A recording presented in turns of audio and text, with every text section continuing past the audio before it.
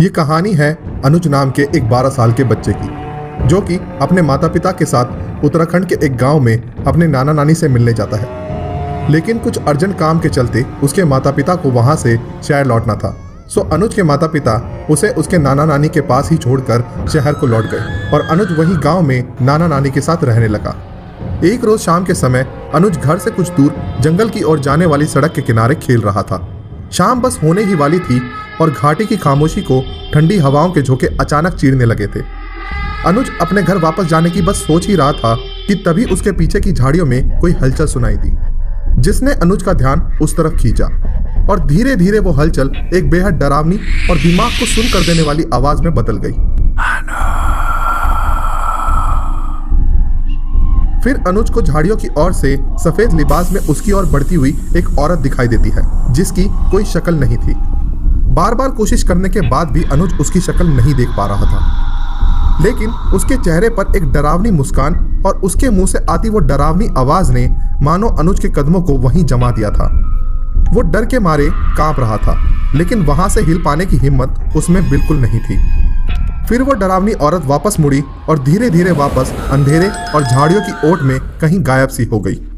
अनुज थर थर कांपता सा वहीं खड़ा सब देखता रहा और जैसे ही उसने थोड़ा होश संभाला, वह तेजी से वापस घर की ओर भागा। बहुत देर तक अनुज को अपनी आंखों पर और इस घटना पर विश्वास नहीं हुआ, लेकिन डर के मारे उसकी हालत खराब थी। रास्ते में चलते चलते अनुज इसी सोच में डूबा हुआ था कि जो उसके साथ अभी हुआ या जो अभी उसने देखा उसे कैसे शब्दों में बयां करे।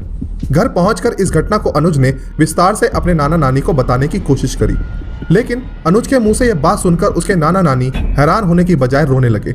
अनुज अपने नाना नानी के रोने का कारण कुछ समझ नहीं पा रहा था। कुछ देर बाद अनुज की नानी ने अनुज को खाना खिलाया और वहीं उसके नाना बिना बताए घर से बाहर कहीं चले गए। उन लोगों के रोने और नाना के यूं अचानक घर से चले जाने के बारे में अनुज के बार बार पूछने पर भी उसकी नानी ने उसे कुछ नहीं बताया। कुछ देर बाद उसके नाना घर वापस लौट आए और घर आते ही अनुज को फिर गले से लगाकर रोने लगे।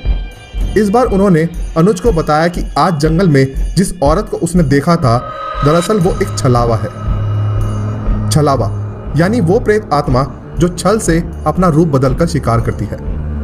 उसने गांव के कई लोगों को अभी तक अपना शिकार बनाया है और इस बार उसने तुमको अपने शिकार के रूप में चुना है। वो आत्मा जिसे भी अपना शिकार बनाती है, उसे पहले वो ठीक इसी तरह दिखाई देती है और कुछ दिन बाद या तो वो इंसान गायब हो जाता है या फिर उसकी मौत हो जाती है।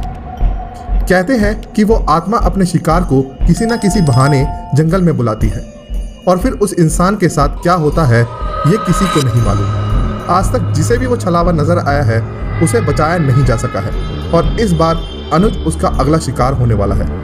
इतना कहकर अनुज के नाना फिर से फूट फूट कर रोने लगे। कुछ देर बाद खुद को संभाल कर उन्होंने अनुज का साहस बढ़ाते हुए अनुज को ये कहा, लेकिन बेटा तुम्हें घबराने की बिल्कुल जरूरत नहीं है, क्योंकि मैं पास ही के एक तांत्रिक से ये लोबान लेकर आया हूँ। ये तुम्हारी हर तरह के बुरे साए से रक्षा करेगा और मैंने तुम्हारे मम्मी पापा को भी कॉल कर दिया है, वो कल आकर तुम्हें वापस ले जाएंगे। इतना कहकर अनुज के नाना ने उसके कमरे के एक कोने में उस लोबान को जला दिया और अनुज को कहा कि अब कमरा बंद होने के बाद चाहे कुछ भी हो जाए, तुम अपने कमरे का दरवाजा बिल्कुल भी मत खोलना। ये कहकर नाना ने दरवाजे को बंद कर दिया। अनुज अकेला उस अंधेरे कमरे में एक कोने में बैठा रोता रहा।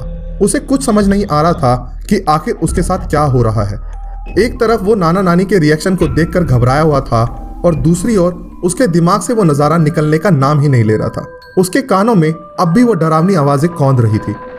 अनुज एक कमरे में बैठा अकेला रो रहा था और सुबह होने का इंतजार कर रहा था। लगभग 2 घंटे बाद अनुज को दरवाजा खटखटाने की आवाज सुनाई दी। दरवाजे के पीछे उसे एक आवाज आई, अनुज, बेटा अनुज, अब तुम बाहर आ सकते हो। खतरा अब टल चुका है, तुम बाहर आ जाओ बेटा। अनुज आवाज को ध्यान से सुनने के लिए दरवाजे के पास जाता है, लेकिन फिर उसे नाना जी की बात याद आती है। नाना ने कहा था कि चाहे कुछ भी हो जाए, ये दरवाजा बिल्कुल भी मत खोलना। तभी अनुज को कमरे में एक गंदी बू का एहसास होता है और अनुज जब पीछे मुड़कर देखता है तो वो बदबू उस लोबान से आ रही थी जिसमें से अभी तक खुशबू आ रही थी।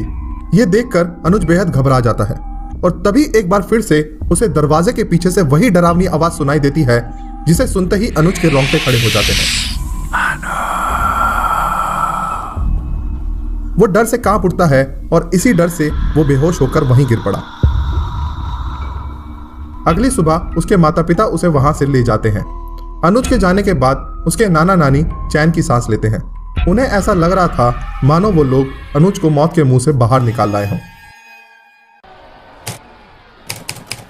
अनुज के साथ घटित उस घटना को अब लगभग 1 साल बीत चुका था।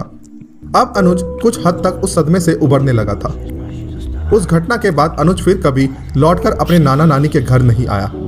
हालांकि अनुज का अपने नाना नानी के साथ काफी जुड़ाव था, लेकिन उसके परिवार को अब भी यह लगता था कि अनुज के ऊपर से वो खतरा अभी टला नहीं है। इसलिए उसके पिता समय समय पर गांव जाकर उस तांत्रिक से वो लोभान लाते रहे जो उस रात अनुज के नाना लाए थे, और हर शाम उस लोभान को उनके घर में जलाया जाता था। एक सुबह अनुज के घर उसकी नानी का कॉल आया।